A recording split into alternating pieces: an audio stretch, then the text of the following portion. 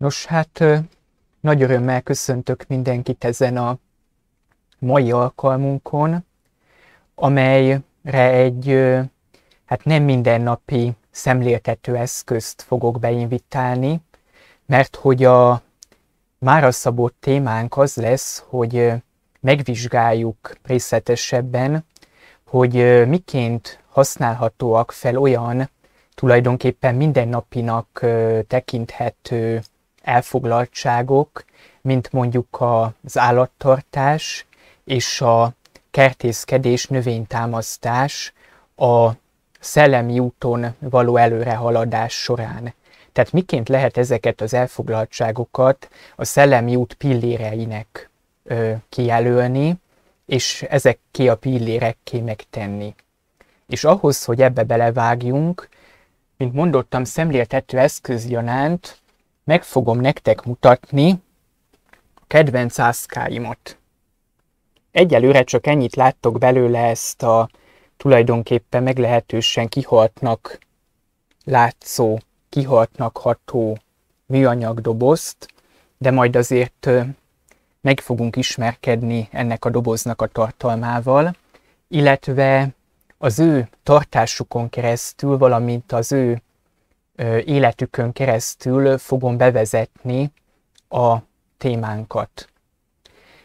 Ekképpen előre bocsájtom, hogy az állattartást érintő kérdéseknél most nem azokról a fajta élőlényekről, nem azokról a fajta állatokról fogok beszélni, amelyek akár társállatként, akár haszonállatként funkcionálnak az ember életében, illetve ezzel párhuzamosan a növény termesztés végiggondolása során sem a különféle haszonnövényekről fogunk beszélni elsősorban. Végtére is abból a rátekintésből fogjuk megközelíteni a témánkat, amely rátekintés, mint mondottam, a szellemi útnak a perspektíváit vetíti elő.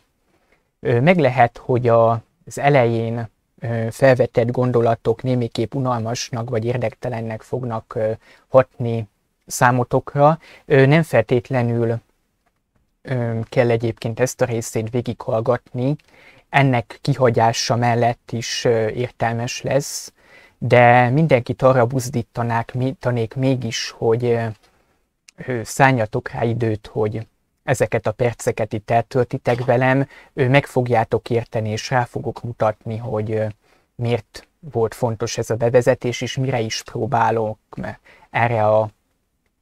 mire is próbálom a figyelmet ráirányítani ezekkel kapcsolatban, vagy ezekből kiindulóan. Ugye a szellemi út járása során ezt nagyon fontos kikötni, hogy ez nem kizárólag egy agytorna.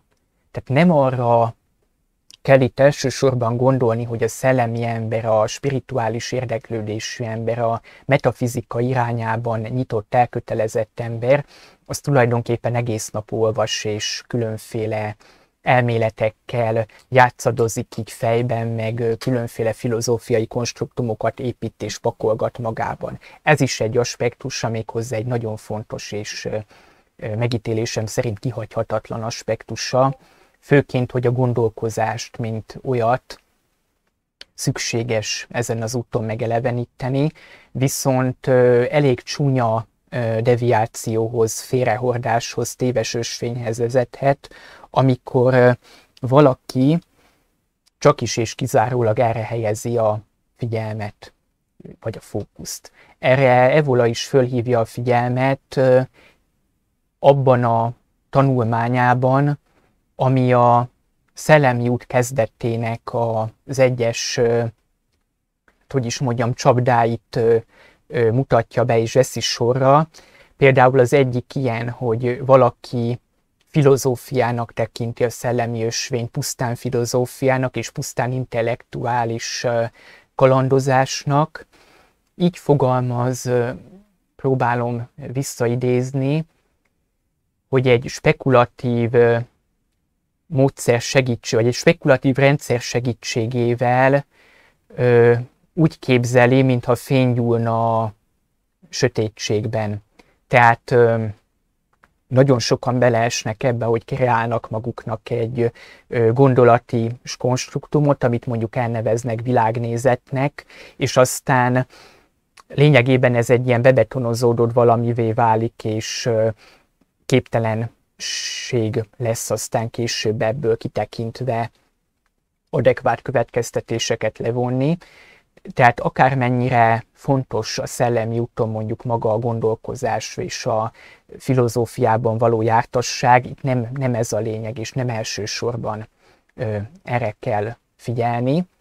Ugyanígy például fontos elem maga a rítus is, hogy a különféle mondjuk az intellektualitás, vagy egyáltalán az elme síkján megnyilvánuló különféle lépéseket, a lépéseknek a megtételét valamilyen módon megtámogassuk egy rituális kerettel. Ebben is természetesen tetten érhetőekké válnak deviációk, amikor mondjuk valaki a rítust tekinti egyedül üdvözítő megoldásnak, és mondjuk hajlamossá válik úgy tekinteni a szellemi útját, hogy mondjuk a doktrínák, az elmélet, a tanítások, azok úgy nem fontosak, és csak is és kizárólag mondjuk a rítusra, a gyakorlatra, ahogy szokták így mondani, helyezi a hangsúlyt. Ilyenek például klasszikusan ezek a New Age-es ceremoniális mágusok, akik lényegében adekvát módon nem sok mindenről tudnak semmit sem, vagy legalábbis nagyon keveset, viszont szentül bíznak és biztosak abban, hogy attól, hogy ők mondjuk gyertyát gyújtanak, tömjént égetnek, különböző érdekes jelmezekben valamit így hókusz-pókuszolnak, akkor majd attól történik valami szellemi vonalon. Tehát ezek mindegyike lehet értékes és fontos, viszont ezeknek az együtt való működtetésére kell törekedni. Tehát elmélet és gyakorlat, úgymond, doktrína és rítus, az célszerű, ha együtt halad, és egymást szervesen áthatja, kiegészíti, támogatja kölcsönösen, ha úgy tetszik. Na most miért is vezettem be ezt ilyen módon? Azért, mert bár a doktrína és a rítus kettőssége jó esetben elég szokott lenni, mégis jó, ha támogatás gyanánt az úton haladó egy adekvát életvitellel is ki tudja egészíteni mindezt, azaz olyan tevékenységeket választ maga számára, ha úgy tetszik, olyan szabadidős elfoglaltságokat, hobbikat, amelyek ezt a fajta szellemi életvitelét, ezt támogatják. Tehát egészen banális példával megnyilvánítva, az meglehetősen kontraindikált tud lenni, ha mondjuk valaki ugyan tanulmányozza a doktrínákat ezekben, jártasságot szerez, elmélyed bennük, és mondjuk űz is valamiféle rituális elemet, tehát példának okáért mágikus gyakorlatokat végez, zazent ül, ceremóniákat állít össze, és ezeket gyakorol. Tehát ezek mind-mind nagyon üdvösek lehetnek, viszont sajnos, ha ezek mellett, vagy úgymond pihenés gyanánt mondjuk rendszeresen holtrészegre issza magát a kocsmában, mint mondjuk ilyen kikapcsolódásként, az nem sok jóra fog vezetni, és akár egy ilyen jellegű életvitel ez az egész gyakorlatát is meg tudja akasztani adott esetben.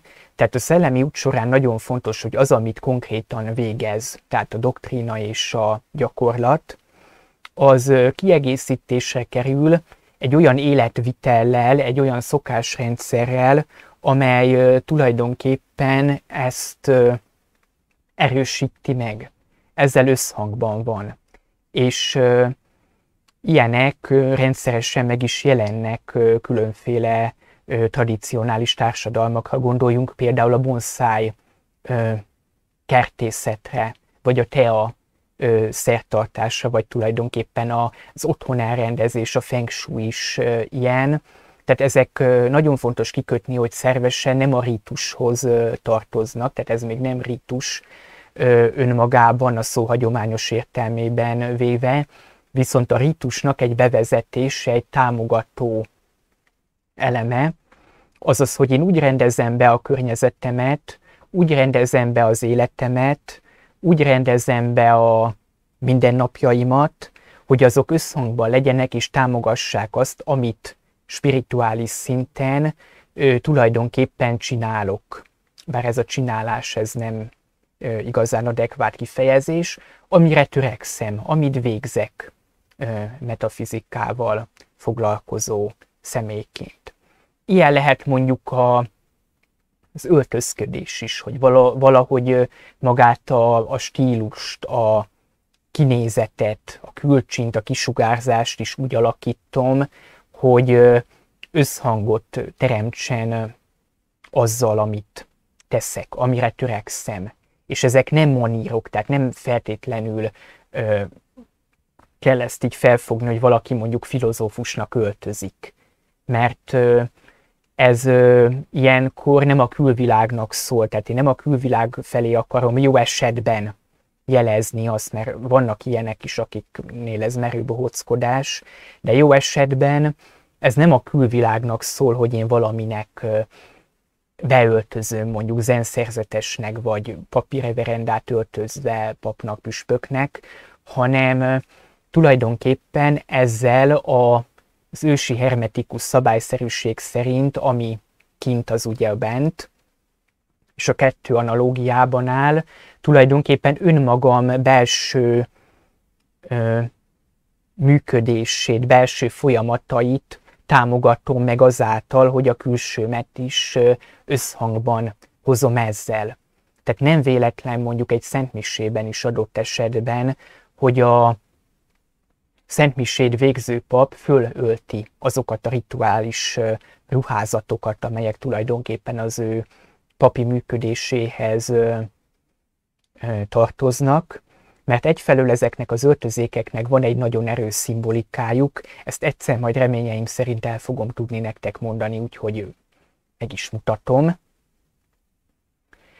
De amellett és azon túl, hogy van mindegyiknek egy belső szimbolikája, segítenek abban, hogy lényegében kiragadják a személy életét a profán körülmények közül, egyfelől, másfelől meg, hogy magukat a profán körülményeket is a szellem színvonalára emeljék fel. Tehát lényegében, amikor valaki bonszájjal foglalkozik, ott nem az a lényeg, hogy jaj, milyen ügyes vagyok én, megmetszettem úgy egy fát, hogy az ilyen kis törpe marad, hanem lényegében egy olyan alapvetően profán elfoglaltságot, mint egy fametszés, szellemi szintre emelek fel. Például ezzel kapcsolatban pont van egy nagyon szemléletes történetem.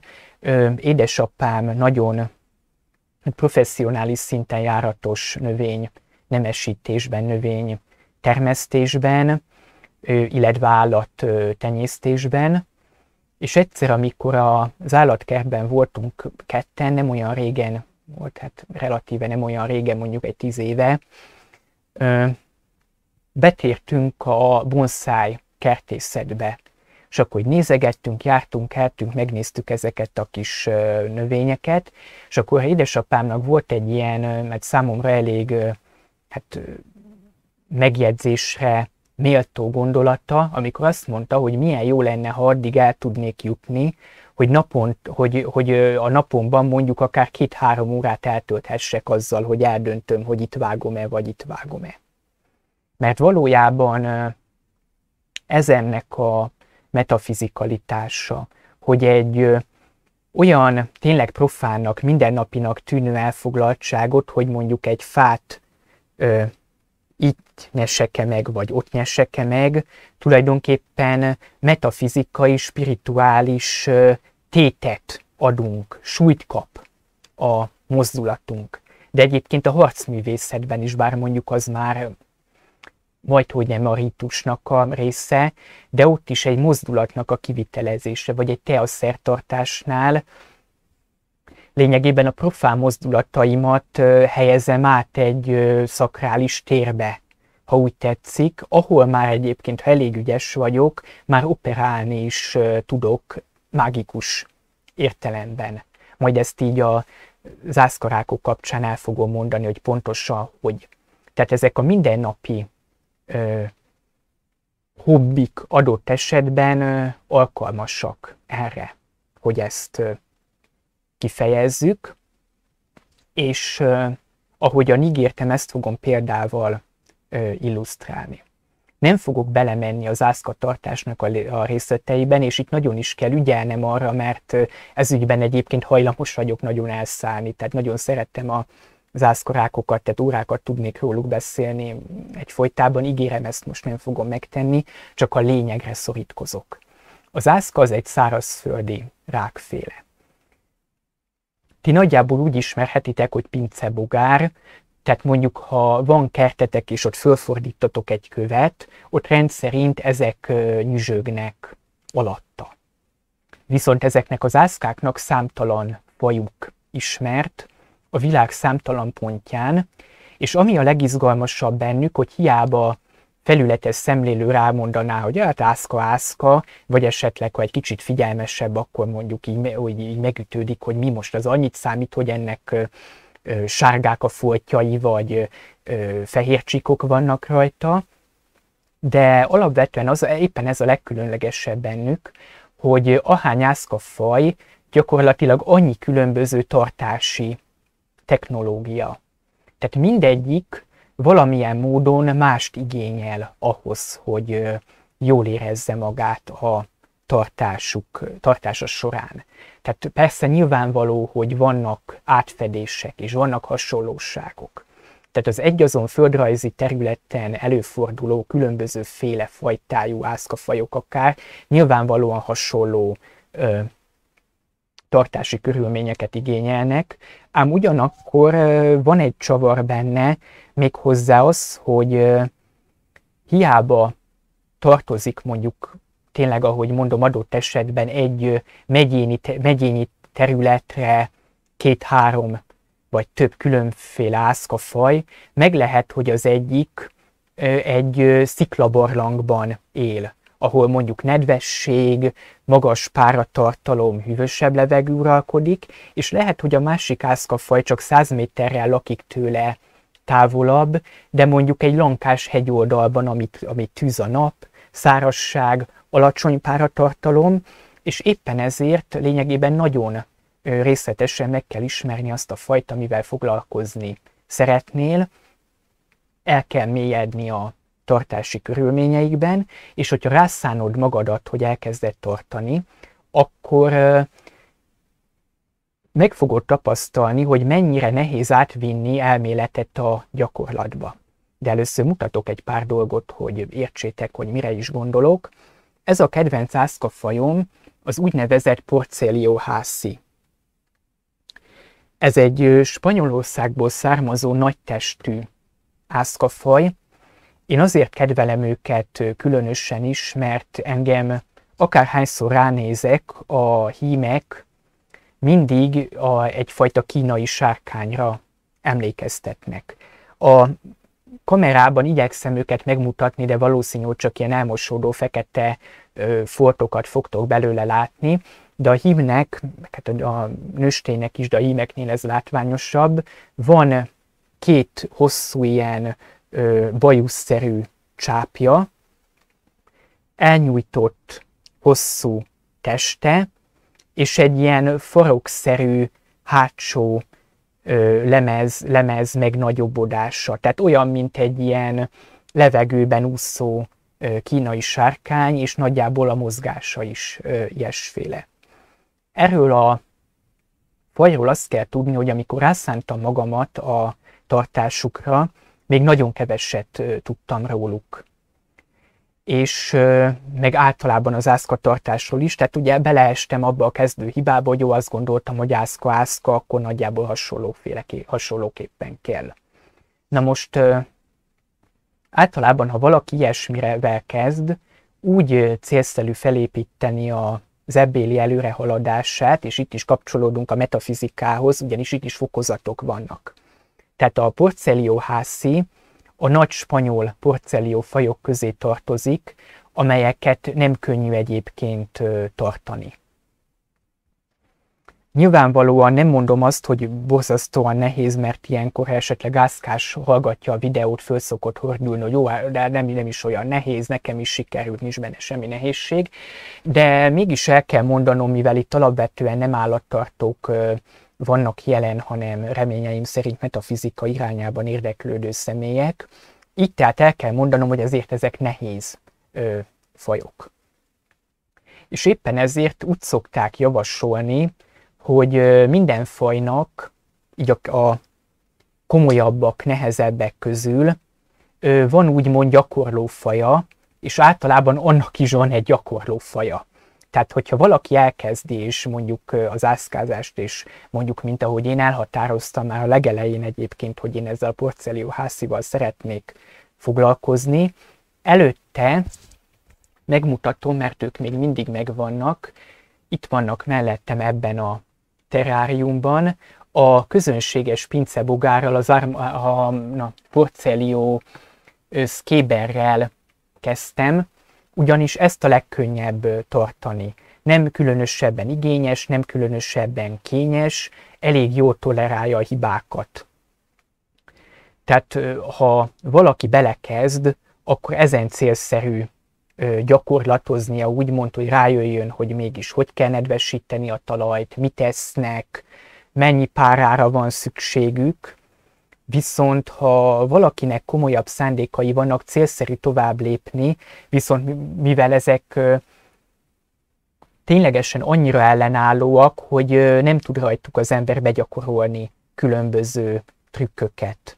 Mert lényegében én azt szoktam mondani, hogy őket, ha valaki ki akarja pusztítani, ez itt, ahogy amit az előbb mutattam, mert nyilván nem sokat láttatok belőle, de egy több száz egyedet számláló virágzó kolónia, és évek óta virágzik. Mert igaz ugyan, hogy ezek 2-3 évig élnek, de mindig van annyi szaporulat, hogy lényegében szinten tartottként lehet működtetni egy ilyen kolóniát. Viszont azt szoktam mondani, hogy ezeket, tehát művészet kipusztítani, tehát ezeket tényleg akkor tudja valaki kipusztítani, ha tényleg ki akarja őket pusztítani, mert különben nagyjából mindent elviselnek, így viszont nem lehet rajta megtanulni finom nüansznyi különbségeket. És éppen ezért, miután ez így nagyjából működött, tehát azt mondtam, hogy ezek így szépen növögettek, szaporodtak az első garnitúra, rátértem arra a fajra, ami ténylegesen a Portzelio Hassihoz hasonlít tartási körülményeit illetően, viszont nem annyira kényes mégsem. Ez az Armadillidium klugai, vagy klugi nevezetű jószág.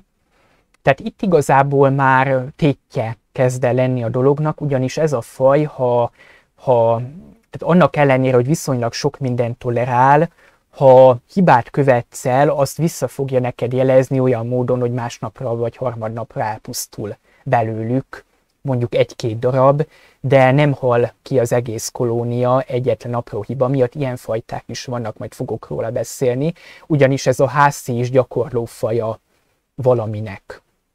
Nyilván én ebből nem akarok tovább lépni, nekem ez volt a célom, de majd erről is fogok beszélni. Tehát lényegében, amikor valaki felkészül egy komolyabb fajra, ilyen gyakorló fajok által, akkor célszerű fokozatokban gondolkodni, hogy be tudjon gyakorolni az ember különféle trükköket, tippeket. És itt egy nagyon erős metafizikai párhuzam állapítható meg, ugyanis a spirituális úton is ez a teendő. Maga az, hogy a doktrínával kell kezdeni, ez egy nagyon fontos szabály. Itt is lényegében célszerű meghallgatni mindent, amit ezen a vonalon meg lehet, és elolvasni mindent, amit ezen a vonalon el lehet.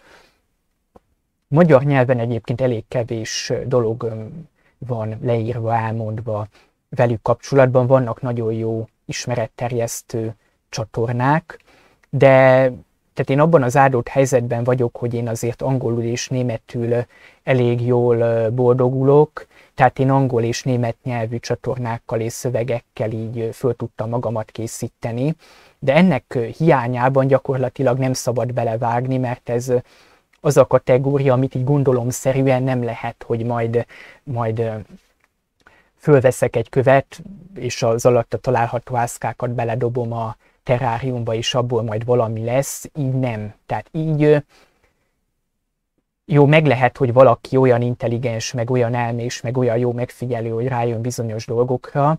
Metafizikában is van ilyen, tehát valaki mindennemű doktrinális felkészülés nélkül gyakorlatilag intuícióira alapozva le tud vonni bizonyos következtetéseket, de a többségünk az nem ilyen. Tehát a többségünknek szüksége van egy nagyon mély doktrinális előkészületre, hogy tudja, hogy egyáltalán mit próbál elérni ezen a vonalon, és tudja, hogy ahhoz mondjuk hogy lehet hozzá nyúlni egyáltalán. Tehát mondjuk ilyen apróságra gondolok, hogy mielőtt még mondjuk valaki meditálni kezd, célszerű a gondolkozással viszonylag sokat foglalkozni, mert könnyebb a meditáció úgy, ha kiiktatom magamból a csapongó, asszociatív gondolkodást, gondolkozást. Az egyébként nem is igazi gondolkozás egyesek szerint, amikor mondjuk így hagyom, hogy úgy vezessenek a gondolataim, hogy ilyen halovány, homályos, nehezen következő asszociációkon keresztül ugrok rá így egyik tégláról a másikra, mint mondjuk a Super Mario a játékban, aztán egyszer csak vagy eltűnik az a tégla, vagy az a felhő, vagy nem, hanem ehelyett kiépítem magamba először a képességet egy konstruktív, tudatos linearitást követő gondolkodásra. Tehát ez nagyon fontos, mert könnyebb mondjuk úgy meditálni, hogyha valakinek a konstruktív gondolkozás, mint képesség már valamilyen szinten megvalósult. Könnyebb kiiktatni ezt az asszociatív csapongást.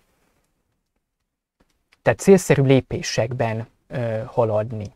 És ha az ember nincsen tisztában azzal, hogy a doktrínák milyen lépéseket irányoznak elő a számára, akkor gyakorlatilag nem fogja tudni, vagy nem feltétlenül fogja tudni meghatározni maga számára, hogy mik az ő céljai.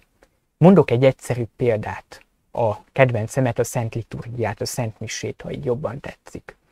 Tehát lehet, hogy érnek mindenféle impulzusok akkor, ha beülsz egy Szent Misére, akkor is, ha először vagy ott, mert nyilván ott erőket mozgat az operátor, a liturgiát végző áldozópap, de egy ponton túl, ha nem tudod, hogy mit miért tesz, vagy mi miért, hogyan történik, el fogsz benne akadni. Tehát nyilván az első lépés, hogy valaki oda betér, és néhány ilyen liturgiát végig szemlél, de ha őszinte és mély törekvés és vágy él benne, egy idő után ezt nem fogja elégségesnek vagy elegendőnek találni önmaga számára, hanem bele kíván mélyülni abba, hogy vajon itt mi történik, mik azok a doktrínák, amiknek az átölelésére, megtámogatására, áthatására, felemelésére a rítus irányul. Tehát megismerkedik mondjuk a keresztény vallás doktrináival, hogy mi az az ostya, mi az a bor, mik azok a mozdulatok, mik azok a szavak. Megint lépett tehát egy szintet. és miután meglépte ezt a szintet, ugye legtöbben azért általában megállnak ezen, de ha valakiben még erősebb vágy ér arra, hogy rájöjjön, hogy ott konkrétan mi is történik, akkor mondjuk egy kicsit eltávolodva, vagy elemelkedve a keresztény mainstreamtől rátekint a Szent Misére, mint mondjuk rítusra, mint mondjuk egy alkímiai cselekményre, vagy egy mágikus, teórikus rítusra adott esetben, mert egyébként ezt azoknak a hallgatóimnak mondom főleg, akik különösen is rokon szenveznek a keresztény tradícióval, hogy a keresztény Szent Mise tökéletesen értelmezhető mondjuk alkímiai praxis módjára. És egyébként ezt halkan jegyzem meg zárójelben, hogy gyakorolható is a Szent Mise, mint alkímiai praxist megtámogató rítus. Tehát ezek benne vannak a Szent Misében, nem úgy, ahogy Jung levezette abban a csodálatos könyvében, de alapnak egyébként az sem rossz. Tehát jelentős tévedései vannak annak a könyvnek, de célszerű legalább egyszer végigolvasni, hogy legalább egy interpretációt megismerjetek ennek kapcsán. Nevezzük nevén a Nyugati és keleti vallások lélektanáról című Jung könyvről van szó. Tehát ott végigvezeti a Szent Misét, mint alkímiai praxist. De ugyanígy meg lehet közelíteni tényleg teurgomágikus vetületek szerint is, értelmezhető, teljes mértékben értelmezhető, és ott van benne egyébként. Tehát ezt mondanám, hogy úgy higgyétek el, ahogy mondom, de ez ilyen handabandázás lenne, de benne van. Tehát ezt tapasztalatokra alapozva tudom mondani, csak nyilván ez megint egy lépés, tehát ehhez azért el kell emelkedni elég sok mindentől, amit mondjuk a keresztény teológia már nem képes magyarázni. Vagy legalábbis meg kell haladni azt a magasságot, amelyre a keresztény teológia mondjuk még fölmerészkedik, de annál magasabbra nem hajlandó, vagy nem tud menni. Viszont ezeket fokozatonként kell bejárni. És ha az ember nem ismeri a doktrínát, nem ismeri mondjuk most visszavezetve ide az ázkatartásnak a doktrináját, akkor nem fog feltétlenül magától rájönni a dolgokra, jó eséllyel. Tehát ez például klasszikusan megtanítja az embert arra, de mondjuk a kertészetnél is ugyanígy van, hogy a doktrínánál kell kezdeni, tehát elméletben tudni kell, hogy mit akarok tartani, és annak mik az igényei. És miután ezt tudom, megkeresem azt, hogy milyen gyakorló fajokon, milyen szinteken átlépkedve és meghaladva azokat a szinteket tudok eljutni ide. Mert meg lehet próbálni, tehát metafizikában is létezik olyan, amikor mondjuk valaki átugrik néhány szintet. Erre tényleg bárki, aki ezen a vonalon adekvát módon tevékenykedik, fölhívja a figyelmet, tehát azt hiszem talán Regini ír erről, vagy Evola, hogy a klasszikus lépcsőfokonként történő haladás mellett és ezen túl vannak olyan lehetőségek a szellemi úton, amikor lehet tenni ugrást. Viszont az ugrás azért az olyan szempontból egyfelől kockázatos, másfelől meg nem célszerű túl nagyot ugrani, mert ahogy fogalmaz a szerző is a kérdéses szóban forgó tanulmányba, hogyha az ugrás túl rövidre sikerül, és mondjuk a másik part előtt ér véget, akkor nem az van, hogy visszaesek egy alsó szintre, hanem akár tulajdonképpen a teljes mértékben záródhat előlem a szellemi út, tehát mondjuk a kitöröm a nyakamat egy rosszul kivitelezett ugrás közben. Nyilvánvaló, hogy az ázkatartásban ilyen nem szokott lenni, de még ott is leképeződik a kérdés, hogy valaki mondjuk elmegy a kedve. Tehát ez is egy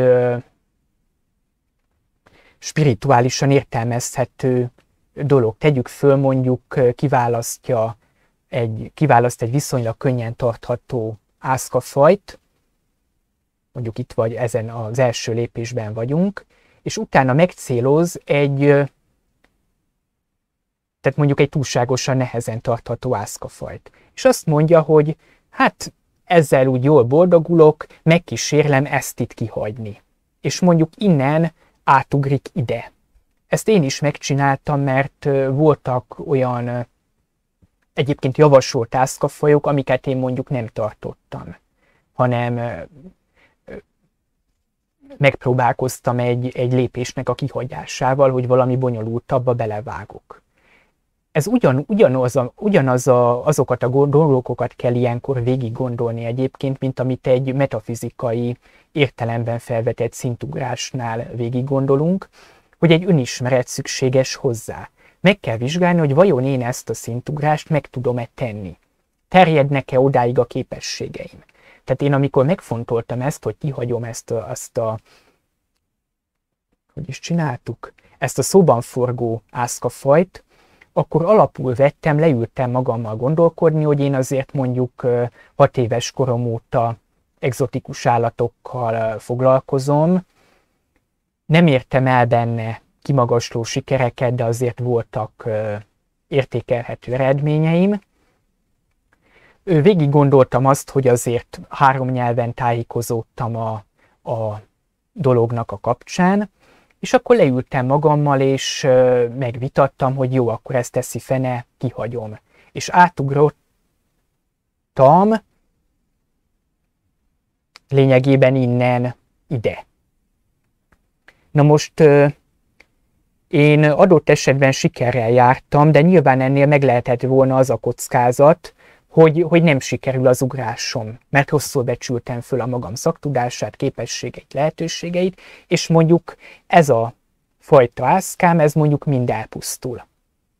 És nekem mondjuk elmegy a kedvem, és azt mondom, hogy köszönöm szépen, soha többet, és vagy megmaradok ezen a szinten, vagy ezektől is megválok, és akkor úgy gondolok az ászkatartással, mint egy soha többet vissza ne térjen típusú kudarcra.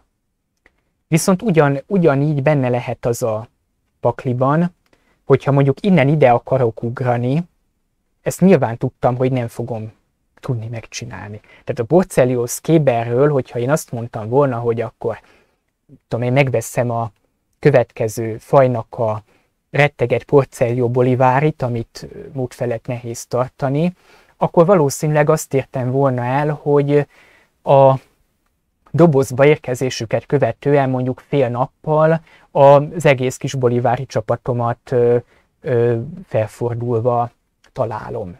Mert nincsenek meg azok a képességeim, amik ahhoz szükségesek, hogy ezt a nagyon nehezen és bonyolultan, trükkösen tartható spanyol ászkafajt tartsam. Egyébként az egyik legcsodálatosabb, tehát az ászkatartásban az egyik legszomorúbb dolog, hogy általában a legnehezebben tartható fajok néznek ki a legjobban. Tehát ez a bolivári is például még inkább japán sárkány, vagy kínai sárkány formájú, mint a hászi. Tehát egy gyönyörű állatról van szó, viszont ez az a kategória, hogy még tapasztalt ászkatartók se tudják pontosan megmondani, hogy mit csinálnak vele. Javarészt intuitíven tartják és próbálják a tapasztalataikat megosztani az utánuk következőkkel. És egyébként itt megint megjelenik a beavatási tradícióval való összecsengése ennek a hobbinak. Általában a különféle ászkafajoknak a terráriumosítása folyamatban lévő eseménynek számít. Tehát szinte minden évben megjelenik valami újdonság, ami eddig nem volt. És ez általában úgy kezd el formát bontani, hogy egy-két régi, már nagy tapasztalatokkal rendelkező ászkatartó belevág.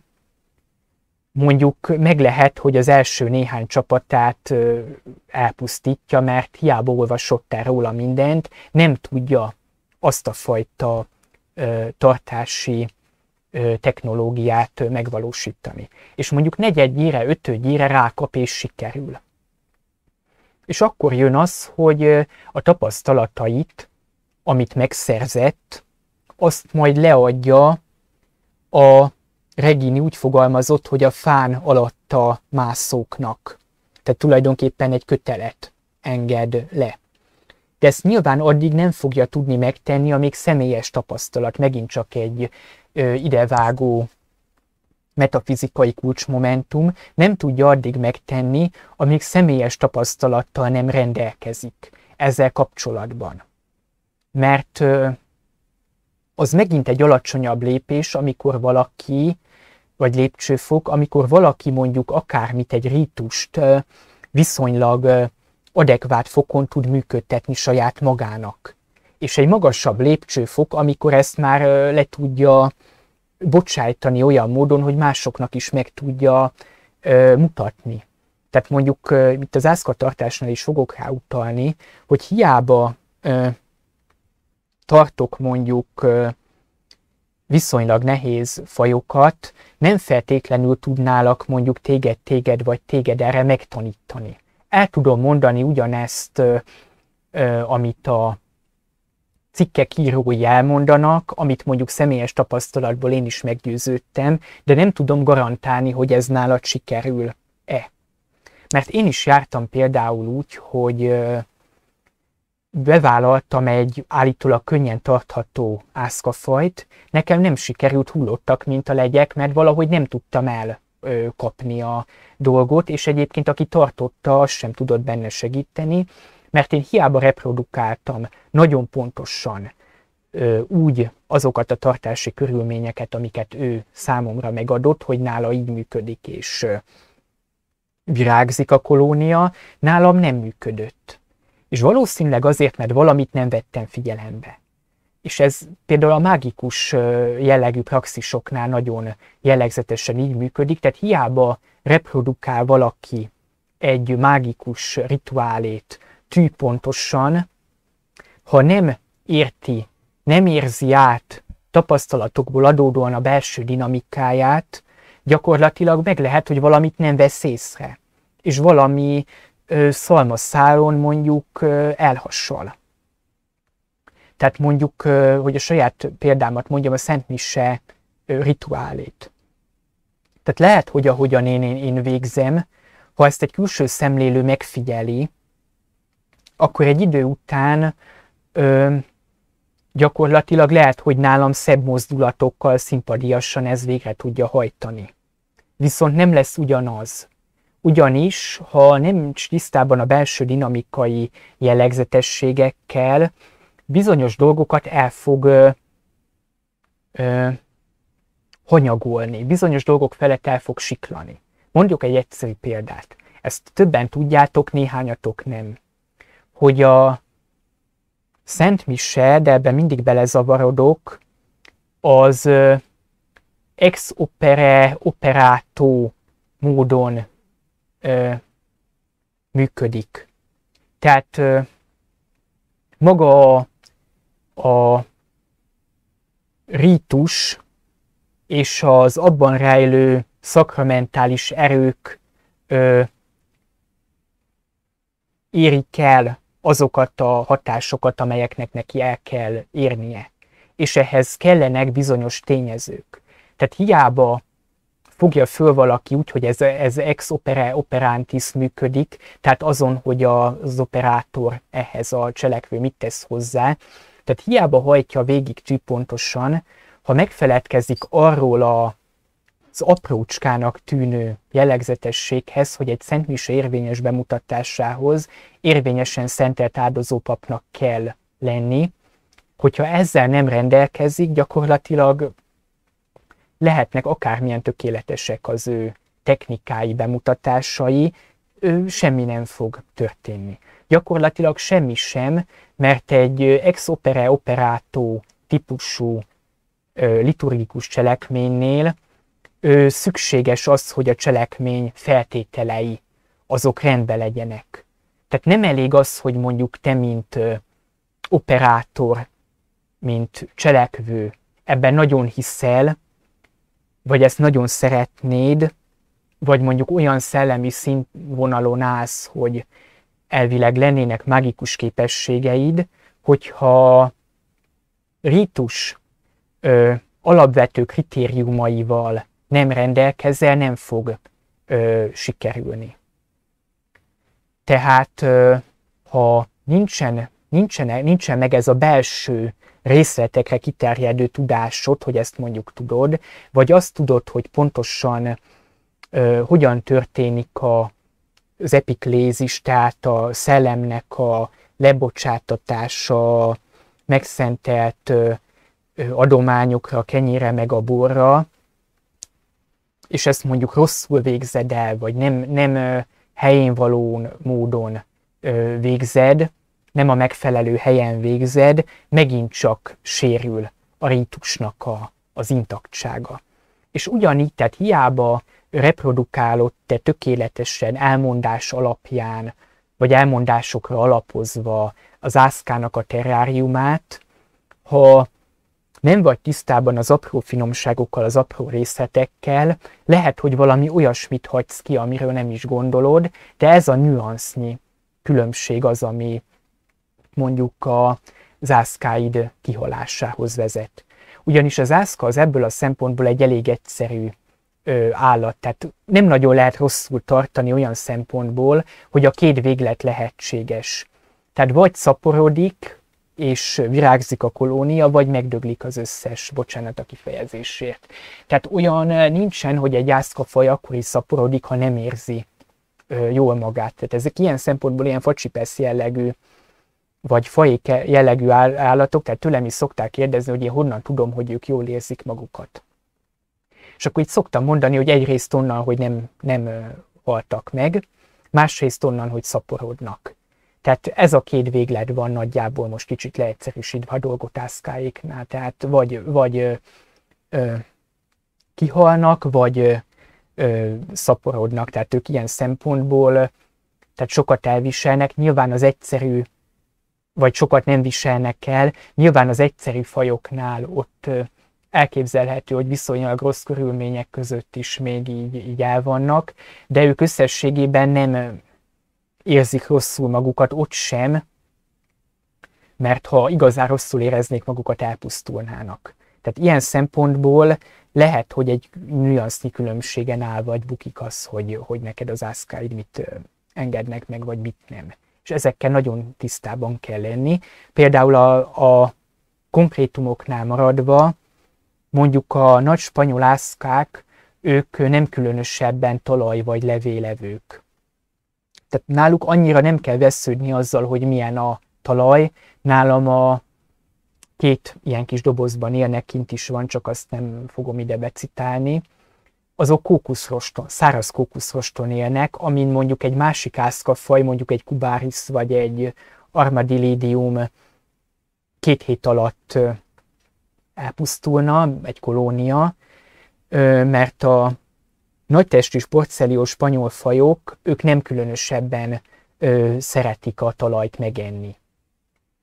És nem feltétlenül kényesek a talajban leledző tápanyagokra. Tehát ők főleg protein gazdag ételeket esznek, haltápot, szárított rákot. Nálam például a halak csontjait, ami mondjuk az ebédünk után megmarad, leszoktam velük tisztítatni, mert azokat is így megrákcsálják, de nem különösebben igénylik például azt, hogy ők földet meg száraz levelet egyenek. Tehát ezekkel is tisztában kell lenni. És létezik ebben is, csak úgy, mint a metafizikában, intuíció. Tehát én ismerek több olyan embert, most a metafizikára visszavezetve egy kicsit, akik intuitíven viszonylag jól boldogulnak, tehát úgy is elérnek magas szellemi szinteket, hogy nem igazán tudják megmondani, hogy ők mit csinálnak. Sőt, van, hogy azt sem tudják, hogy ők szellemi utat járnak, de mégis vannak nekik bizonyos képességeik vagy eredményeik, amelyeknek az elérése nyitjára gyakorlatilag intuícióval ráéreztek. Ilyen például az ászkatartásban is van. Hogy elmeséljem a saját példámat, én ugye elég korán megrendeltem ezeket a porcellió hászikat, tehát én kihagytam mondjuk azért egy de inkább 2 köztes lépést, és eleinte tehát nagyon aggódtam, hogy mi fog történni. Mert miután megrendeltem őket, akkor futottam bele az olyan írásokba, amik óvaintenek tőle mindenkit, hogy túl nehéz, túl kényes, túl bonyolult, túl komplikált, kezdőknek nem ajánlják. És bennem az is megfordult, hogy akkor inkább visszaküldöm a dobozt, mert elég kezdőnek éreztem magamat. De hát igyekeztem lelkiismeretesen végezni a tartási útmutatóban leírtakat, és mivel ez egy nagyon rejtőzködő faj, és nem akartam őket bolygatni, most majd fogjuk, gyakorlatilag egy jó ideig feléjük sem néztem, és miután mondjuk 2-3 hónap után nem láttam benne mozgást, kicsit úgy voltam vele, hogy na jó, akkor kiszedegettem az elpusztult állatokat, biztos meghalt az összes, és amikor fölforgattam a terráriumot, így megdöbbenve tapasztaltam, én 20 darabbal kezdtem, hogy vagy olyan 50-60 nyüzsgött benne, tehát nem, hogy nem pusztultak el, hanem még szaporodtak is. És őszintén szólva nem egészen tudom megmondani, hogy pontosan miért, mert egyébként máig vannak hibái annak a doboznak, amiben tartom őket. Tehát itt valószínűleg egy intuíció működött, hogy valahogy ráéreztem, hogy mennyi az a vízmennyiség, ami elegendő, mik azok az ételek, amik tetszenek neki, mi az a szellőzés, ami megfelelő lehet, de egyébként nem tudtam volna, meg nem tudnám pontosan elmondani, hogy csináltam. Tehát egy kezdőt nem feltétlenül tudnám megtanítani rá. Most vagyok egyébként ebben a projektben, azért vannak 2 helyen, hogy rá akarok jönni tudatosan arra, hogy pontosan mit csinálok. És ez a metafizikában is nagyon fontos, hogy nagyon sokszor, akik az úton járunk, szembesülünk vele, hogy sok tényezőt intuitíven végzünk. Ami egyfelől tehát nagyszerűen tud egyébként hangozni. De ugyanakkor mindig megvan az intuíciónak az a fajta veszélye, bár ezt azért nem intuíciónak kellene hívni, mert az intuíció az már egy tudásfeletti tudást jelöl, de a köznyelvben ugye ezt hívják intuíciónak, ezt a sejtelem-szerű valamit. Tehát nagyon jól hangzik, hogy mondjuk itt sejtelemszerűen, ösztönből cselekszünk dolgokat. Csak ezzel a legnagyobb probléma, ahogyan így utaltam rá, az, hogy nem tudjuk reprodukálni. Tehát, hogy konkrét példát mondjak, tehát én mondjuk nagyon tudok annak örülni, hogy úgy tudok írni, ahogy. De ez nálam félig meddig egy adottság, tehát én 10 éves koromban is tudtam nagyjából így írni, mint most. És néhányaknak, akik mondjuk ezen így olykor így hüledezni szoktak, el szoktam mondani, hogy ez azért annyira nem jó. Azért, mert például nem tudom minden körülmények között működtetni. Nem tudom pontosan, mi történik mondjuk egy írásmű elkészítésének a folyamatában. Ellentétben mondjuk egy olyas valakivel, aki ezeket a képességeket mondjuk auton erőkből táplálkozva szoláris módon birtokolja.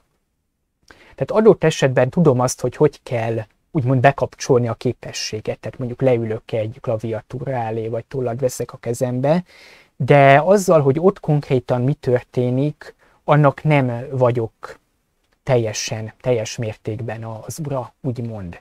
De ismerek olyat, aki mondjuk az. Tehát meg tudja gyakorlatilag minden körülmények között, mindig olyan szinten, teljes tudatossága által átvilágítva végre tudja hajtani ezt a processzust. És egyébként ezen dolgozok nem csak az ászkatartásban, hanem az írás technikai és a beszédtechnikai értelemben is, hogy az, ami tulajdonképpen félig meddig lunáris heteronerőkből, tudom én, fejbe harmadába uralt dajmonokon keresztül zajlik, hogy azt valahogy megtanuljam átvilágítani, és mondjuk saját erőkként birtokba véve használni. És ez az ászkatartásban, ez az én belső alkímiámnak tulajdonképpen a része, hogy megpróbálom tudatilag bevilágítani és beragyogni és nyíltá tenni, egyértelművé tenni azt magam előtt is, hogy pontosan itt mit csinálok. Mert tehát ilyenkor lehet mások számára átadni. Tehát például volt, aki tőlem megkérdezte egy metafizikai jellegű beszélgetésünk folyamán, hogy jó, én itt nagyon sokat beszélek különféle dolgokról, de miért nem mutatok gyakorlatot? Miért nem mondom el praktikus értelemben, hogy mit kell csinálni? Ezt egyébként pszichológusi munkám során is sokszor megkérdezik, hogy jó, de hogy mit kell csinálni. És jel szoktam mondani, hogy a csinálás azt csak olyas valaki tudja megtanítani neked, aki ebben a csinálásban már bizonyos fokú jártassággal rendelkezik. Tehát olyan nem, aki csak így, hogy mondjam, ösztönszerűen érzi, hogy mit kell csinálni. Tehát nem véletlenül van egy lényeges különbség gnosztikusoknál is az adeptus és a mester között. Tehát az adeptus az a középső fokozat, ugye a neofita és a mester között, aki már tudja működtetni a rítust, tudja működtetni a praxist, komoly mágikus képességei vannak neki, de ezt megtanítani nem tudná, nem tudja végrehajtani azt a tulajdonképpen iniciatív gesztus, a transzmissziót, ezt a szót kerestem, hogy a transzmissziót, az átadást nem tudja végrehajtani, és úgy tanítani valakit egyébként gyakorlati elemekre, hogy azt nem tudom mesterfokon transzmisszióval átsugározni, az egy borzasztóan kockázatos dolog. Tehát, hogy az ászkatartásra visszavezessem, addig semmi esetre sem tanítanék meg senkit arra, hogy kell Portfolio Hászit tartani, amíg én pontosan nem tudom, vagy nem értem, amit csinálok. Mert abban a dobozban, amiben gyakorlatilag látványosan jól érzi magát és szaporodik, hogy ott mi történik, és mit csinálok, azt nem tudnám teljes mértékben megmondani, mert egyébként a szakirodalomra alapozva nekik nem kellene ilyen jól érezni magukat. Például elgondolkodtam azon, hogy azt a dobozt átrendezem, és beállítom úgy, ahogyan annak kellene lennie. És már múltkor majdnem neki is álltam, hogy kipakolom belőle, most is vannak benne körülbelül 40-en, kipakolom belőle azt a 40 állatot, kiöntöm a dobozt, és akkor berendezem úgy, ahogyan a szakirodalom pontosan leírja, vagy meg ahogyan tudásom alapján lennie kellene. Csak aztán figyelmeztettem magamat arra, hogy ácsi, tehát ezek ebben a dobozban pillanatnyilag látványosan jól érzik magukat, pedig nem kellene. És ha én most esetleg megbolygatom úgy, hogy azt mondom, hogy nekik szerintem így kellene élniük, mert ezt én így tartom különböző okok miatt logikusnak, és mondjuk elpusztul az összes, akkor bebuktam ugye a dolgot.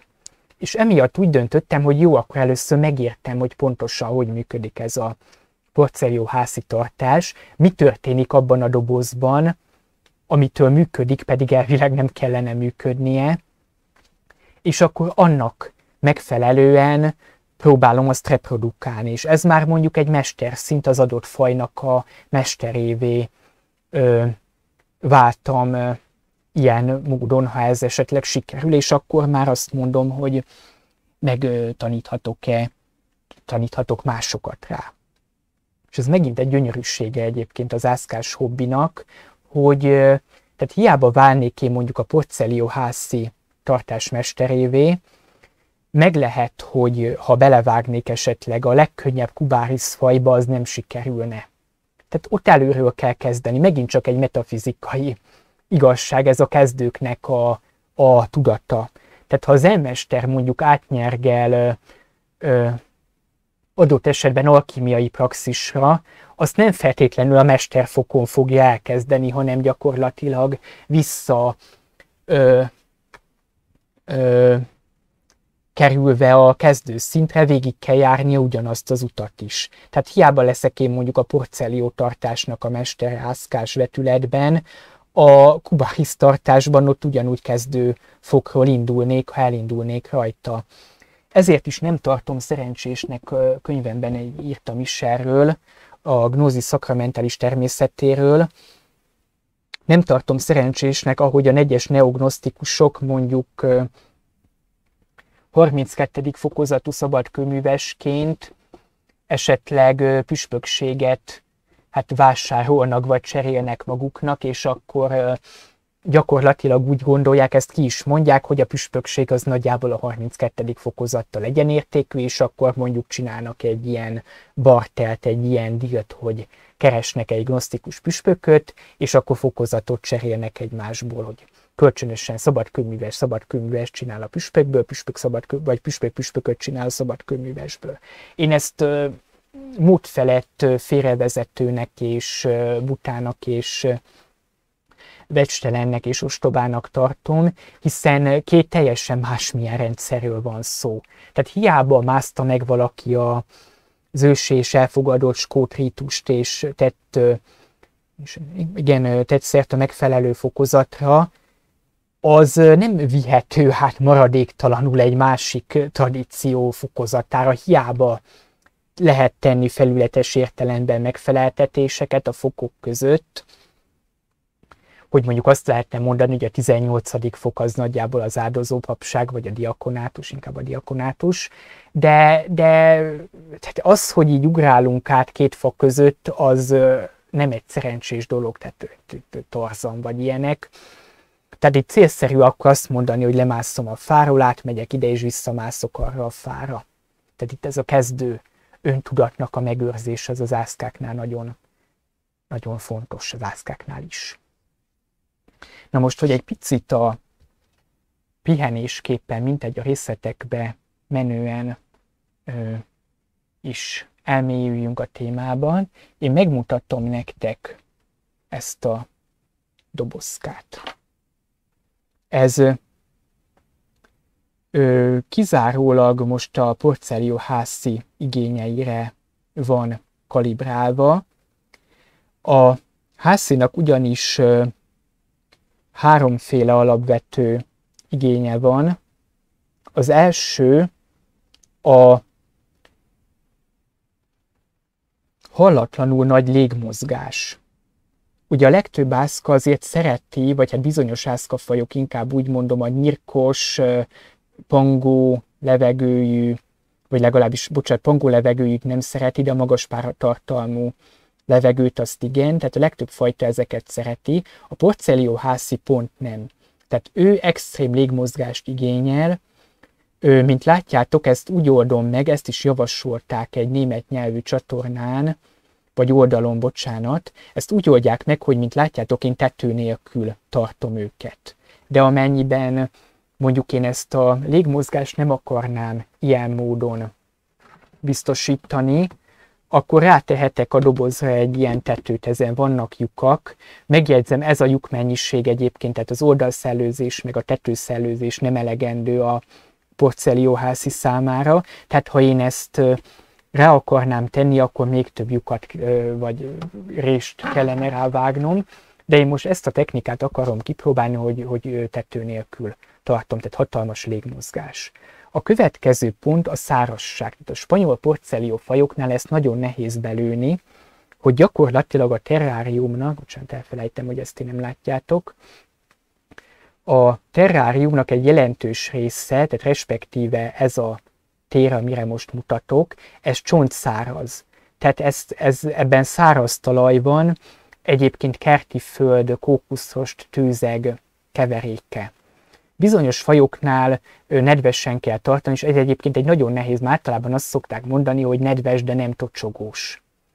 De nem ugyanazt a nedves és de nem tocsogós talajt igényli mondjuk egy Armadillidium vulgare, és egy Cubaris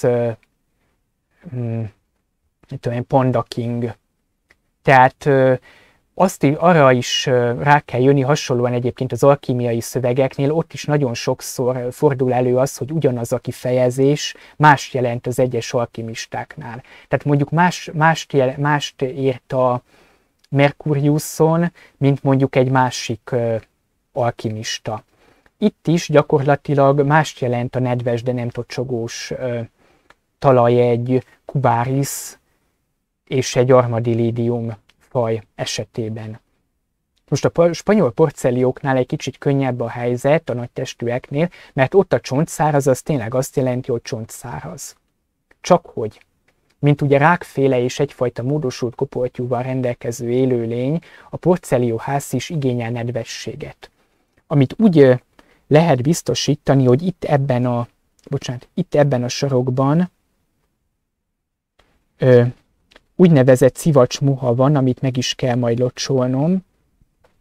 Ez arra jó, tehát azért helyezem ezt a terráriumba, és nem csak a talajt öntözöm, mert ez úgy működik, mint a szivacs, hogy magába szívja a nedvességet, és napokon keresztül tartja. Ugye, mivel ennek azért ugye nincs, tehát mivel ennek ugye nincs teteje, ezért 2-3 naponta ezt az öntözést el kell végezni, és éppen ezért többek között ez a hobbi is alkalmas arra, hogy spirituális, metafizikai útnak az egyik pillére legyen, mert rászoktatja az embert a következetességre, a szabályosságra, illetve arra, hogy vannak az ő életében olyan tényezők, amit bizonyos meghatározott időközönként el kell végezni.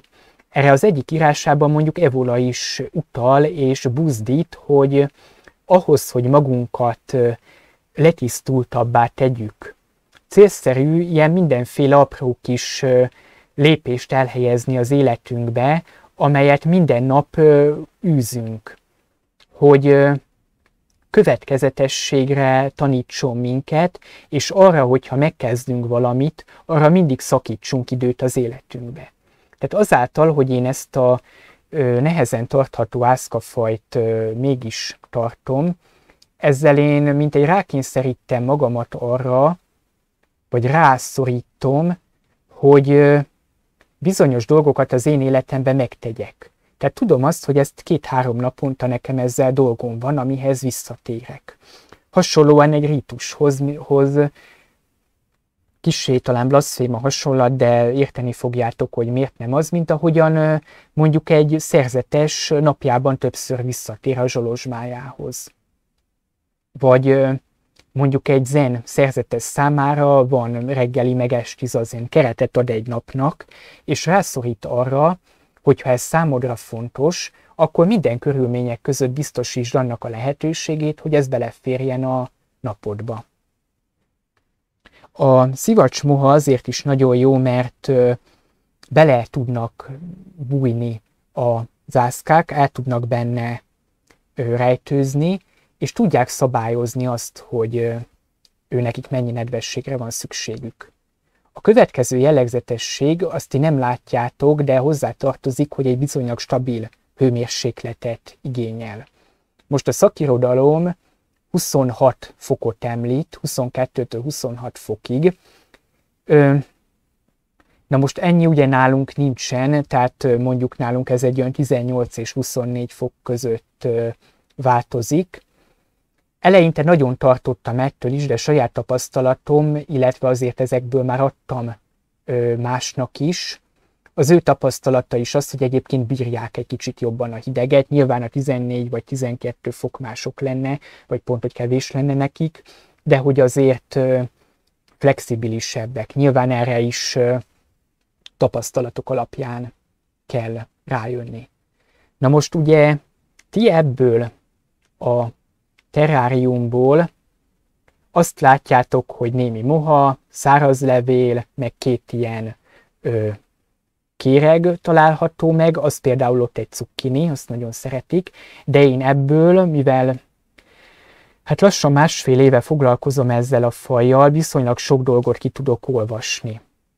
Tehát, hogy mi történik ebben a terráriumban, milyennek a mikroklímája. Tehát alkimiai értelemben ez fölfogható annak, ahogyan az alkimista vitriol szójátékban fölhívja a figyelmet, hogy áss le a föld mélyébe, ugye a bányába, ami mindig a testnek, a léleknek a belső világa, és onnan termelt ki ugye az Occultum Lapidem, a titkos követ. Tehát itt is igazából alkimiailag is értelmezhető, hogy ez, amiből ki kell indulni, ez a prima matéria, ez az anyag, a test, a földelem, nem véletlen, vagy a föld és a víz elem dominálnak ebben a dobozban, illetve ugye a levegősség is megmutatkozik a hiányán a fedőnek, de tulajdonképpen itt arról van szó, hogy ahogyan a bányát is, a saját testünket, a lelkünket kezdetben nem ismerjük, mert egy csomó testi-lelki folyamatunkat átalusszuk, egy idő után ezek megmutatkoznak, láthatóvá válnak, ha az ember az önmagában való elmélyedésben szerez egyfajta rutint. Tehát mondjuk képessé válik csak úgy megfigyelni a testi vagy a lelki változásait, anélkül, hogy ehhez mondjuk kötődnék. Tehát meg tudja figyelni a gondolatait, anélkül, hogy kiragadna egyet, és azon így elidőzne, vagy ruminálna rajta, vagy fölülne a gondolatoknak a háborgó folyamára, és azon vitetné magát. Tehát ezektől el tud távolodni, és külsőleg megfigyelni. És ilyetén módon egyre nagyobb rálátása lesz önmaga belső életére. Hasonlóan ehhez a terráriumhoz, hogy kezdetben nyilván ebből csak ez látszódik, hogy föld, levelek, kérgek. De ha megismered, akkor tulajdonképpen egy idő után már a rezdüléseiből tudsz következtetéseket levonni. Tehát nekem ennek az avarnak a színe például nagyjából mindent elmond arról, hogy itt milyen a belső klíma. Nincs szükség arra, hogy megkocogtassam, vagy megkapargassam itt ezt a zavarréteget, hogy tudjam, hogy alatta már száraz a föld. Vagy ezt a szivacsmuhát sem kell megtúrnom, elég így hozzáérnem, hogy tudjam, hogy ezt tulajdonképpen locsolni szükséges. Illetve vannak olyan apró trükkök, amiket ti nyilván egyelőre nem láttok, de el fogom mondani. Például most megkérdezem tőletek, gondolkodjon el mindenki ezen, hogy sejtitek-e, hogy ezek a kérgek miért úgy állnak, ahogy állnak? Vagy szerintetek ez véletlene? Kis gondolkodási idő. Azért állnak úgy, ahogyan állnak, mert az ászkák egy része, ideértve a nagy spanyol porcelliófajokat, és így a hászit is, különösen is érzékeny arra, hogy ő maga szabályozhassa az ő páraigényét. Hiszen, mint mondottuk, szárazságkedvelő faj, de ugyanakkor igényel nedvességet is. És ezek a kérgek, amik alatt ők élnek, ők a természetben is így élnek, és ezt igénylik is, azért állnak így, ahogyan állnak, hogy a nedves terület és a száraz terület között hidat képezzenek. Majd mindjárt látni fogjuk, föl fogom fordítani, hogy ezek az ászkák így denevér módjára függeszkednek a kéreg belső felületén, a talajtól elemelkedve, ez is nagyon fontos, de most lelőttem a poént, na mindegy. És ők beosztják ezt, tehát ha mondjuk nekik nedvességre van szükségük, akkor ide húzódnak erre a szegletre, ha a nedvesség túl sok, áthúzódnak ide. És ez tulajdonképpen egy túlélési lehetőséget biztosít a számukra. Mivel ők azért nem éppen értelmes jószágok, tehát ha mondjuk ez a kéreg, ez itt lenne elfektetve így, akkor ők, ha túl sok lenne nekik a nedvesség, nem jönnének rá, hogy akkor most mit tudom én, átsétálunk ide, mert nincs ott kéreg, aminek a felületén mozognak, és lehet, hogy előpusztul el az összes, mint hogy eszükbe jutna, hogy ide is lehetne adott esetben húzódni. Viszont ez a kéreg arra jó, hogy ezen, mint egy hídon, tudnak mászkálni, és ebből, ha ezeket megfordítom, én is információkat szerezhetek arról, hogy kell-e öntözni, vagy nem kell-e öntözni, vagy túl sok-e, vagy túl kevés. Tehát ha én mondjuk a kéreg felfordítása során azt látom, hogy az összes ászkám itt van, az annak a jele, hogy túl nedves a terrárium, és menekülnek a szárazabb rész felé. De ha mondjuk így egymást tapossa, mert ezek azért általában így szétszóródnak a kéreg belső felületén, de azt látom, hogy egymást taposva az összes itt tólálkodik, akkor tudom, hogy túl sok a szárazulat. Következő kérdésem, de ha figyeltetek, tudni fogjátok a választ, hogy szerintetek miért állnak, bár ez mondjuk így annyira nem látszik, így kicsit sréjen ezek a kérgek, és miért nincsenek a talajra fektetve. Ez megint csak egy trükk, hogy a nagy spanyol porcelliófajok, ők szeretnek elemelkedve lenni a talajról. A többi ászkámnál ez nem olyan fontos, ott a kérgek le vannak csak pakolva a földre, és lényegében így elücsörögnek alatta. Viszont ha ezt én a hászikkal csinálnám meg, annak elég csúnya következményei lennének, ők ugyanis igénylik azt a kis hidat, hőhidat vagy levegőhidat, hogy a talaj és köztük legyen 1-2-3 cm-nyi terület. Ja, és territoriálisak olyan szempontból, hogy a hímek háremet tartanak és versengenek a nőstényekért, tehát azt is figyelembe kell venni, hogy sok búvóhely legyen. Na de most ahogy lehet, megmutatom az állatokat. Nyilvánvalóan ezt megint csak hozzá kell tenni, hogy én ezt nem csinálom meg minden nap. Néha megbolygatom őket, de egyébként nem szeretik, tehát úgy fogjátok föl, vagy úgy tekintsétek, hogy ez most külön a ti kedvetekre van. Aha, nézzétek csak, jó, de szépen látszik, itt vannak. Tehát ez 2 porcellió hászi, mégpedig ő a nőstény, ő pedig a hím. Milyen érdekes, a távolabban van, jobban látszik. Tehát ilyen kis sárkányszerű, itt már gyakorlatilag valószínű, hogy egy párbaállás történt, és a hím őrzi a nőstényt.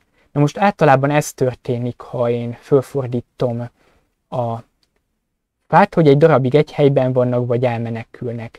Ettől ne féljetek, ők ezt a pozíciójukat 1-2 percen belül, ha visszapakolom, vissza fogják nyerni, és tulajdonképpen jól fogják magukat érezni. Na most ebből, hogy ezek itt nagyjából középtájékon vannak, azt a következtetést tudom leszűrni, hogy viszonylag jók a körülmények a terráriumban, ne? Tehát nem húzódnak a nedves felé, de a szárazulat felé sem, jelezvén, hogy ez a páratartalom és nedvesség eloszlás, ez nagyjából megfelelő nekik. Viszont akkor most lehet, hogy ezért nagyon meg fogtok vetni, de minthogy megmutattam az állatokat, többiek ugyanúgy néznek ki egyébként, ezt a nagyot nem fogom fölemelni, mert az azért tényleg nagyon megzavarná őket, és ma már egyszer megcsináltam, mert volt ellenőrzés.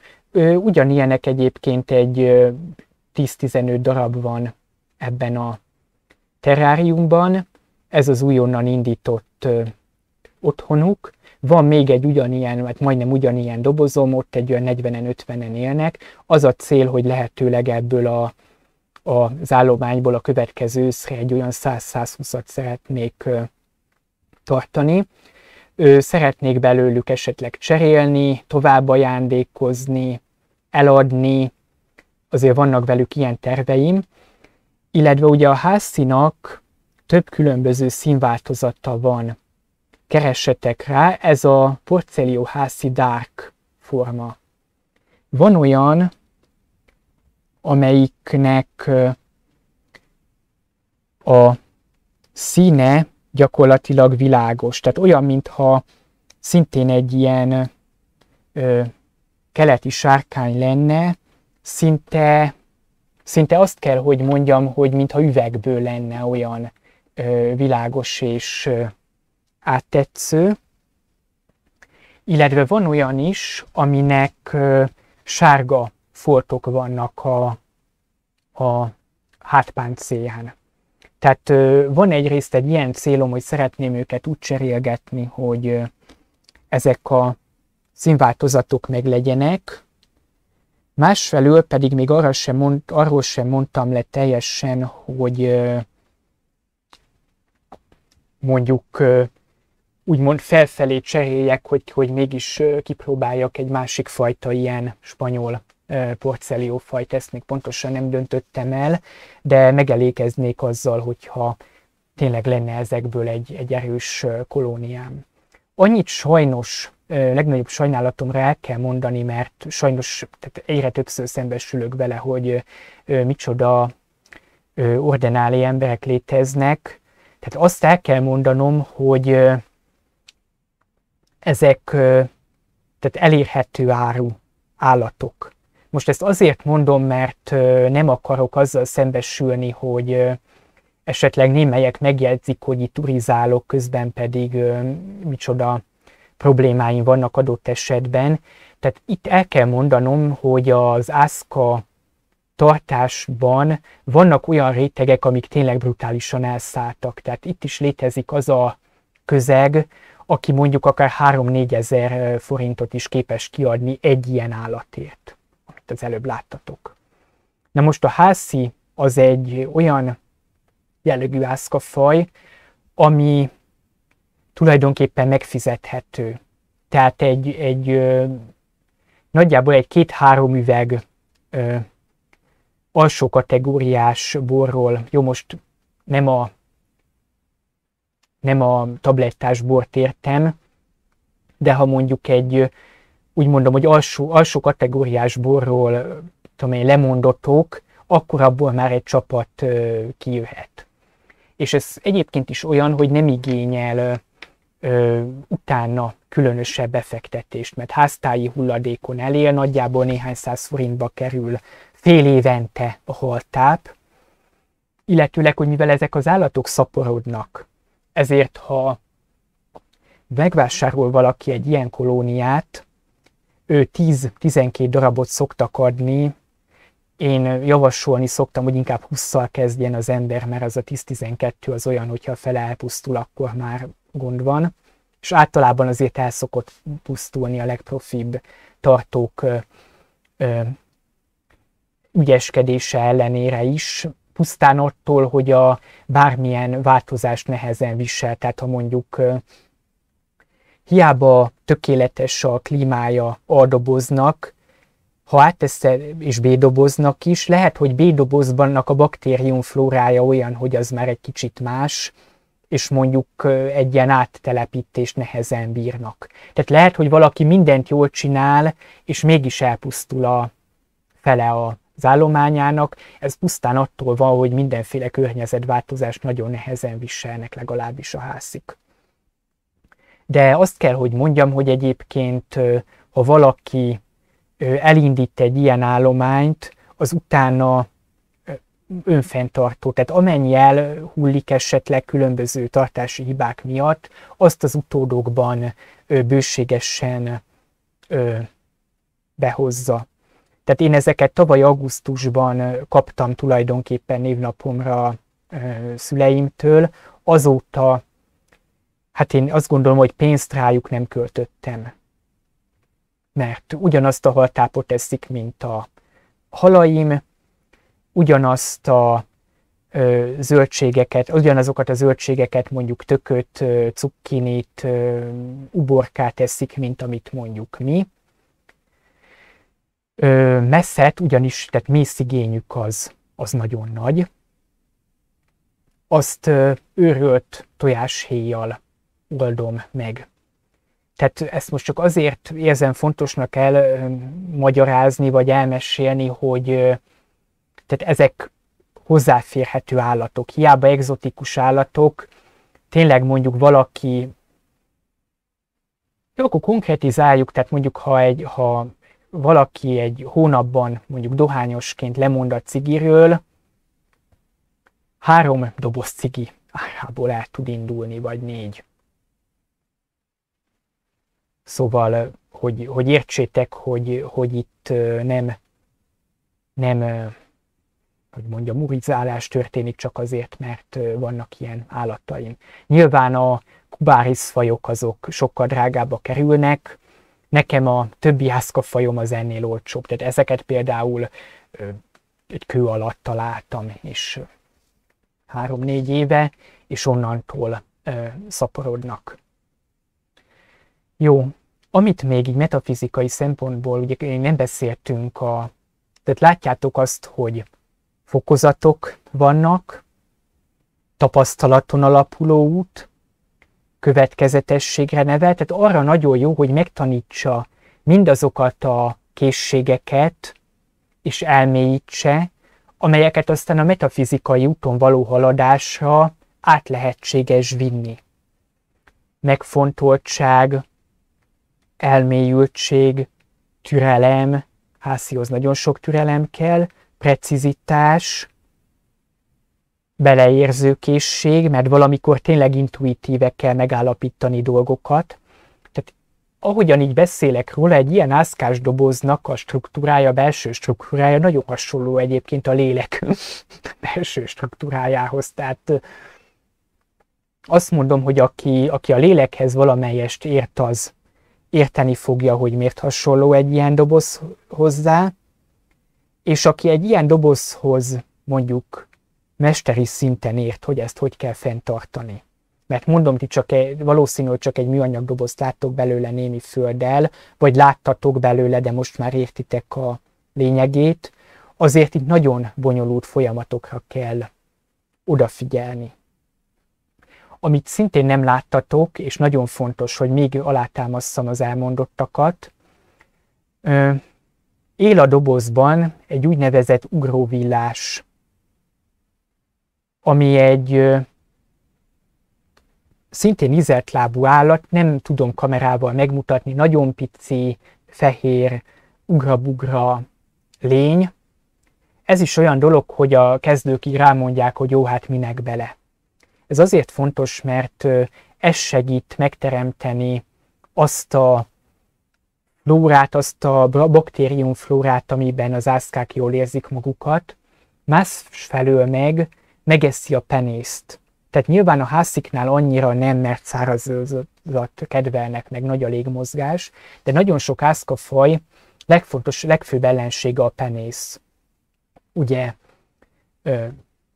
magas páratartalom, nedves föld, óhatatlanul benfelejt az ember némi ennivalót, bepenészedik az alkapor, és hamar elburjánzik a penész benne, ami az ászkáknak egy nagyon nagy ellensége.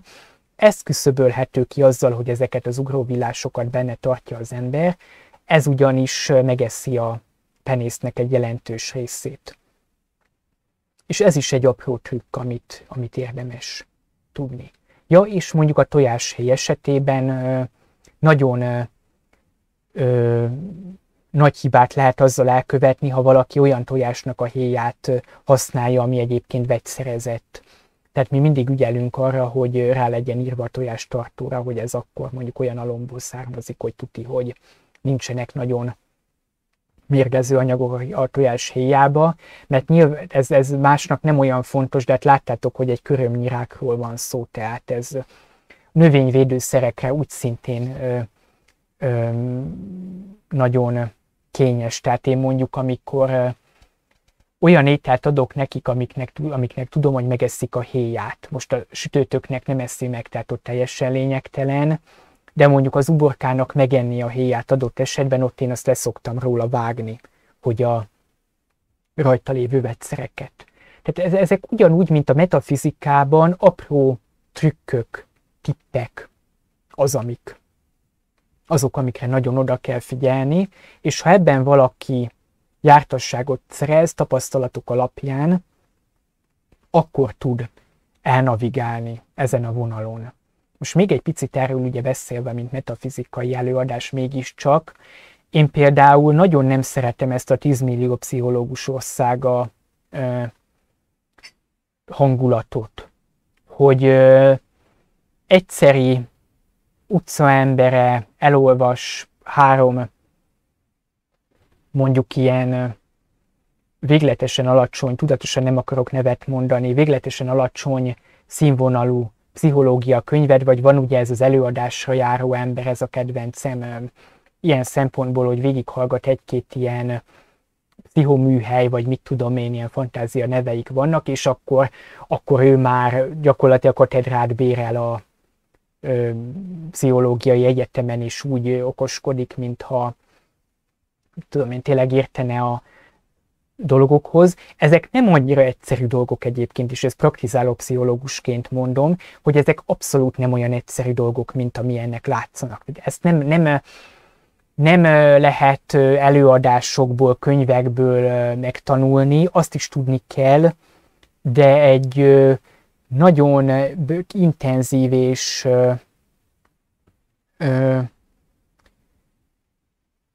dinamikus belső út az, amelynek a folyamán ez használható tudássá válik. Tehát például ez a business coach, vagy ez azért egy nagyon különösen veszélyes fajta, mert hatalmas magabiztossággal tud harsogni olyan dolgokat, amik egyébként elsőre még tudom én, igaznak is tűnhetnének. Csak itt kell tisztában lenni azzal, hogy tehát egy szakma mesterének lenni, az a nüanszok, az apróságok ismeretével jár. Hogy hiába mondjuk lehengerlő egy ilyen pszichológiai előadás, szintén nem akarok neveket mondani, egyesek a semmit egyébként évtizedeken keresztül el tudják adni pszichológiaként. Lehet, hogy egyszerre vagy kétszerre lehengerlő. Nekem is az volt első évesen. De most, vagy első éves egyetemista koromban, de amikor ilyeneket már mai napság esetleg meghallgatok, észreveszem benne, hogy hol vannak a hibák, és általában, ahogyan mondani szokás, az ördög a részletekben rejlik. Ezeknek a buktatói tényleg minimális részletkérdések félreértelmezésében rejlenek, csak úgy, mint a metafizikánál. Tehát ott sem hogy is mondjam, csak a kidőlt mamutfenyőben fog elbukni az ember általában, hanem mondjuk a fél bors szemnyi pókfogja, mérges pókról beszélünk, fogja halálra csípni. Tehát a részletekben rejlik. És ezt tanulható meg többek között az egzotikus állatok gondozásában, hogy miként figyelhetünk oda részletkérdésekre, miként tehetjük magunkat fogékonnyá az apróságokra, miként mélyülhetünk el olyan módon a természetben, hogy felfedezzük, hogy minden egyes állat és növényfaj, amivel dolgozunk, az egy újabb meghódításra váró birodalom. Tehát nekem az idei nyárnak a slágere például a bazsalikom. Amikor megvettük a bazsalikom magokat, egy lyukas garast nem adtam volna azért, hogy azok ki fognak kelni és működni fognak, de egy hatalmas élmény volt végigkísérni ezt a folyamatot, és nem csak a bazsalikomról tanultam egyébként rengeteget, hanem önmagamról is. És az azt hiszem zárszónak tökéletesen megteszi, ebben a pillanatban ki is aludt itt a mécses az asztalon. Én megköszönöm mindannak a figyelmét, aki ezt az előadást végigküzdötte, remélem megtalálható lesz benne használható, hasznosítható és megfontolandó szempont. Én nagyon szépen köszönöm a figyelmet, és további tartalmas estézést kívánok, vagy nappalozást, ki mikor hallgatja. Köszönöm a figyelmet.